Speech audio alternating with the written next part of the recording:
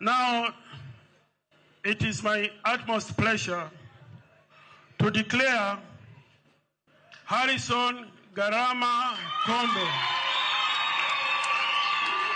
as the duly elected Member of Parliament for Magarini constituency.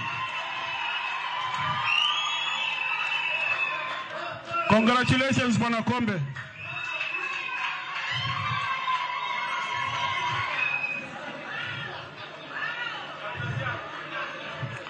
Maybe you should come and give you a certificate.